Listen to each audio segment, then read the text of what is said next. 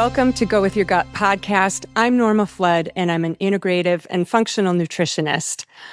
I'm going to dive right into telling you a little bit about myself and how my life led me to do what I do in functional medicine, and also how it led to this podcast.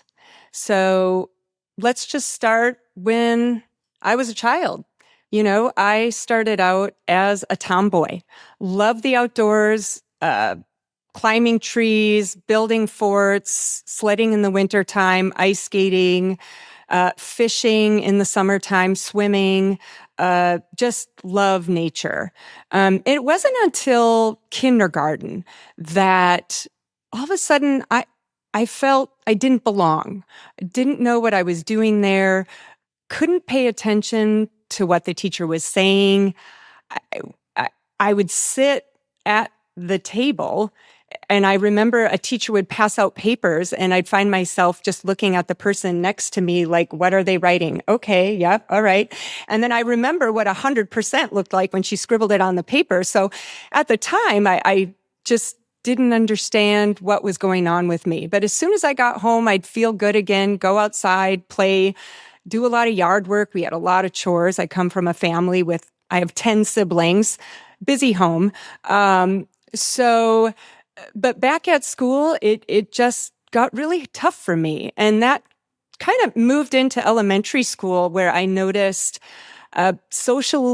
socializing was difficult. It was difficult to make friends. I was very quiet, self-conscious. I was that one that they chose last on the team. Remember the days when they would choose teams and, you know, you're like, okay, I'm last pick. It was hard. And there's a lot of kids out there that, you know, go through the same thing. But then in the classroom, just trying to pay attention, I realized, you know what, I'm going to focus. I'm going to get this right. And it was during the times I was doing homework, I would take my work home, and there I found, okay, now I will relearn everything and do my homework. And before you knew it, I was staying up late doing homework to compensate for my inability to pay attention in the classroom. And before you knew it, fourth grade, I'm staying up till midnight already. And everyone thinks I'm smart because, oh, she's staying up late. She's so studious. But really, I was like, my God, I'm drowning. I'm doing everything twice. Then my OCD got worse, repeating problems, rewriting. I think OCD became a way of controlling this lack of attention that I was able to keep in the classroom. You know, and then comes the anxiety and depression. And then moving into middle school, my gosh, everyone knows middle school is the toughest time for most kids. And their socializing became even more difficult and needing to hang out with friends. And I found myself already turning to alcohol so that I could feel comfortable around other people. And growing up in a small town, it was common to drink alcohol because there was nothing else to do. And it definitely helped my anxiety, and not the ideal choice at all, but really the way I coped. And then home life, again, continued to be just not quite supportive. When you have 10 siblings, you're kind of on an island of your own. You're all fending for yourselves. And so really, I just knew, like, you know what, Norma, you got to do this. And I just really had a hard time. But sports helped me a lot. And I find this even with my patients today, that especially with ADHD, like, we need action. And I think that's why I love nature so much. In fact, even now I'm an avid backpacker. I love the outdoors. I love hiking. But in high school, sports was like my saving grace. It was like, something that, other than alcohol, was a way that I could socialize with people, with other high schoolers, feel more confident about myself. It was a distraction from alcohol at times, even though that was sometimes definitely still an issue. But thank goodness for sports to get me through high school. And I did really hunker down, and I got into UW-Madison, and I thought, okay, here I go, and I've got this. And I'm like, I'm going to go to medical school. I want to be a pediatrician. But then the wheels came off. Really, I didn't realize how my executive functioning was even tougher to maintain because you're living in a dorm, constant distractions. There's even more drinking. I mean, UW-Madison was the #1 party school in the United States. That didn't help. A lot of students coming from a small town. And so the first semester, I really felt I was losing control. And I developed anorexia, found control in food, wasn't eating, exercising excessively. Before the end of the semester, I had suicidal thoughts. I recall a really deep moment. It still gets me. I just having and by the way, suicidal thoughts are very common among teens, especially high schoolers. So just be aware of that. But having these suicidal thoughts and really thinking more deeply about it wasn't until someone in the next tower, next to my dorm, jumped to their own.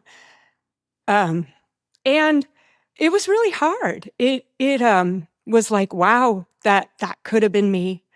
And soon after, I got sick instead. I got pneumonia. And thank God for Thanksgiving to rest, reprieve, and really look at my life like, okay, get it together, Norma. And I was really tough on myself. I think it was the only way I survived. It was my coping mechanism. So I went back to school spring semester and after Christmas. And, thank God I had a studious roommate who really kept me in line and was a great mentor for me. Ended up going to the School of Pharmacy, majored in pharmacology, toxicology. And then even when I graduated, moved to California, thought, okay, I got this figured out. I have a career in pharmaceuticals. Couldn't be better. I'm living by the beach. I'm not in the cold winters anymore.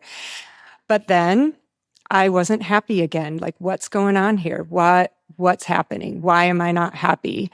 And found myself working really long hours, exercising excessively, running late at night, running many miles. The anorexia returned, probably because I never got the proper treatment. And thank goodness it was my boss at a pharmaceutical company that saw, just noticed how than I was getting and had recommended therapy. And I had first talked about just what I was going through. And for the first time was recognizing, like, this isn't all your fault. You've had a challenge, you've had a lot to face in your life. And, your inability to focus is you're not the only one, right? Because sometimes you feel like you're the only one when no one notices that something's wrong. And so it was very helpful, but still leaving me really, why was life so hard? Even though getting that therapy, the depression and anxiety still lingered. And I'm like, what is missing?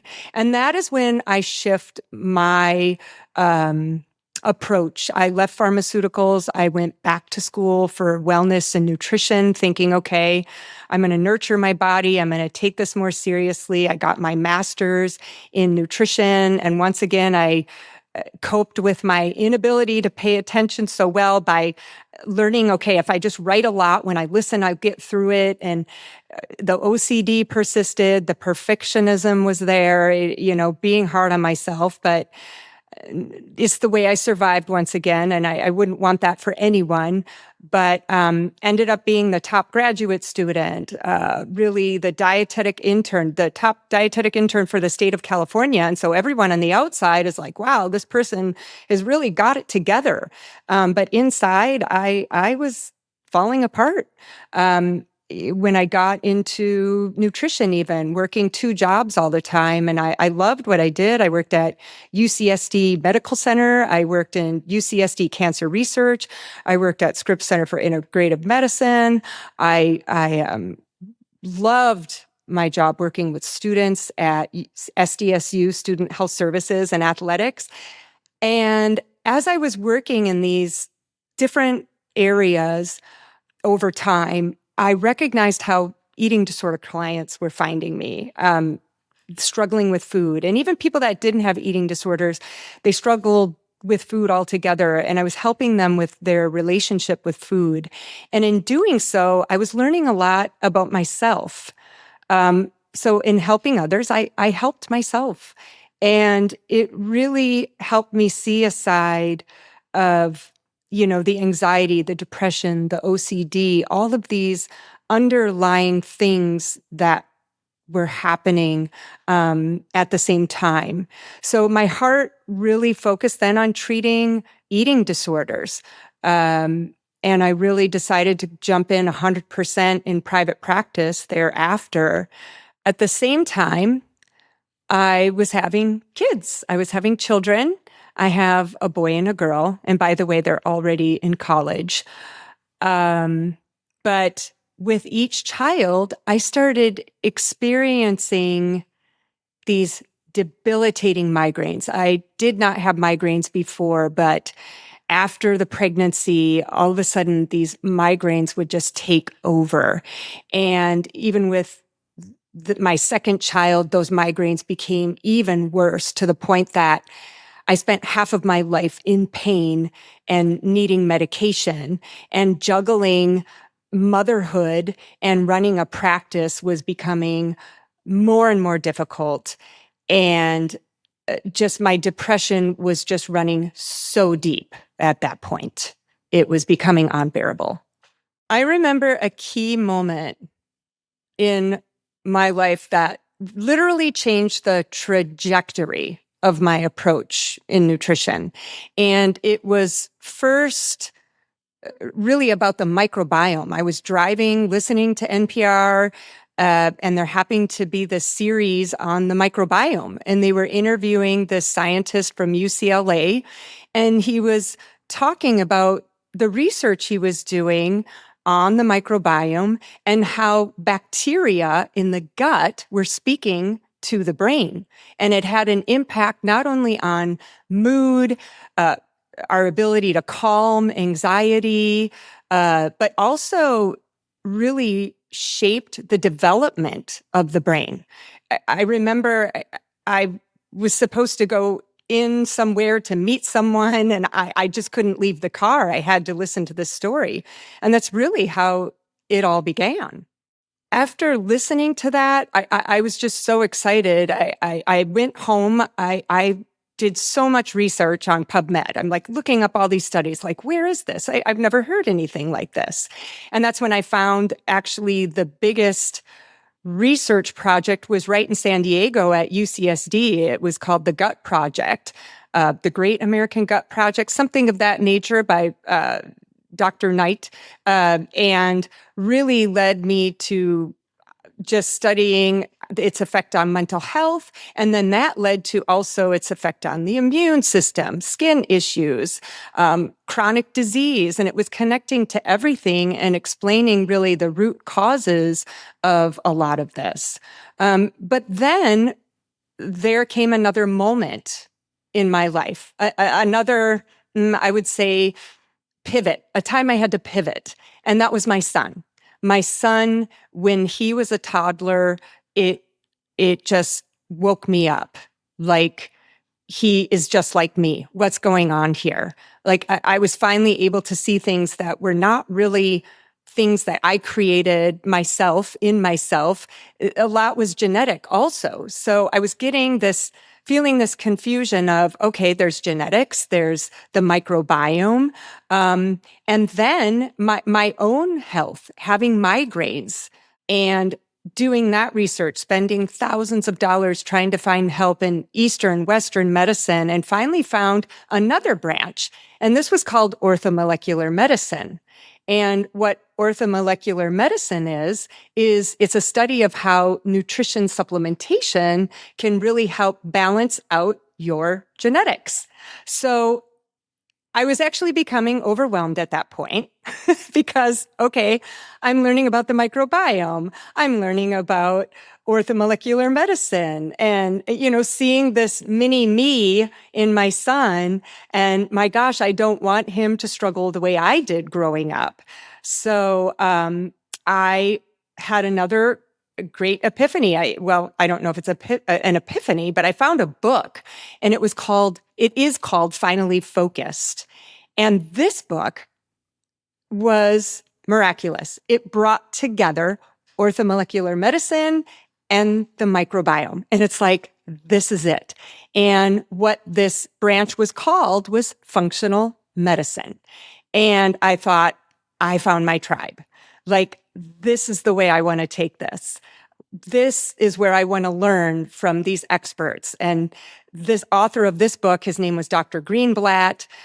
He had been a psychiatrist for 30 years. He had clinical experience and studies on, combining all of these and into functional medicine and integrative medicine. And it wasn't really against Western medicine. So that was good too. It embraced everything. And that's why it was an integrative practice where let's not shame people that are on medication. Let's help them. Let's help them understand how to get to the root causes so they need less. Or let's help those to look at really nutrition, lifestyle, all these different things, supplement any deficiencies they have before we turn to medication, especially when they're young, because so many kids these days are starting medication in elementary school.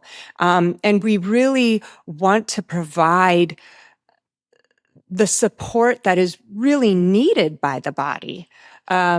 And again, it's not to say we can't use medication here and there, and we can't live without Western medicine, especially for acute care. They've saved our lives. So we need to learn to come together on this. And that's where there is difficulty. Often Western medicine is against functional medicine and, oh, they're quacks or, oh, they're too extreme. It's become political, right? So we need to blend this approach and really provide a better foundation, especially for kids. So once I studied functional medicine, I would say for at least 3 years or more, 4 years, online classes, research on my own. I'm trying to apply this into my practice. And at the time, I'm mostly treating eating disorders.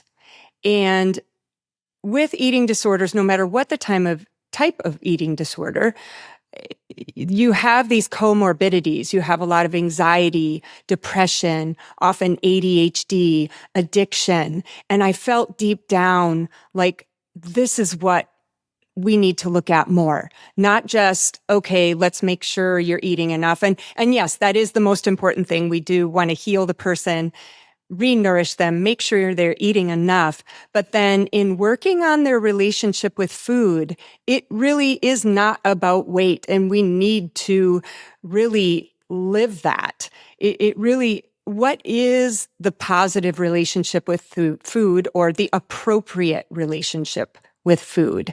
And really that can come down to the microbiome. That quality of food matters. It doesn't have to be perfect, but it really matters. And you need to be in tune with how food makes you feel, not emotionally, but although mental health is affected, but it also physically, because all of these symptoms come up in my clients. And so there was a little bit of conflict there because in the eating disorder world, all food is good.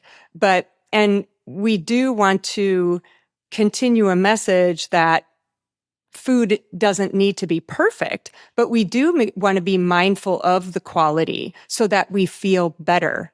But we still can have these foods that may not be as good for the microbiome, but we know how to have them in smaller quantities, less often. But really, it's a tricky area. It doesn't happen in the beginning of treatment, but it definitely happens in those later stages that they need to learn about the microbiome. And so what that led me to is in my clinical practice, I actually ended up reducing the number of eating disorder clients and was seeing more kids with ADHD, autism, schizophrenia, gut issues, ulcerative colitis. There's a lot of kids with these really serious gut issues. And gastroenterologists, they're not taught about the microbiome in medical school, at least those that are older. And some are going back to school to learn this, but they aren't aware of that. And they feel so much is genetic that they just give them medication, immunosuppressants, and they tell them, well, diet doesn't make a difference. I've literally had within the year, teenagers coming to me, well, the doctor said food doesn't make a difference. It's like, well, yes, it does, even if it is genetic. And this poor kid wasn't even going to school because his symptoms were so bad and was losing a lot of weight. So it's just, so all of this was getting me worked up. And I knew this message had to get out to everyone, not just seeing one person at a time. And how could I find a platform to increase the awareness of not only how the microbiome affects the gut, mental health, but their skin, their immune system, their overall sense of well-being. How can we share this information? And the idea for how I share the information came up from something I had done with my kids' local high school, Poway High School. And there's an excellent program called What I Wish My Parents Knew.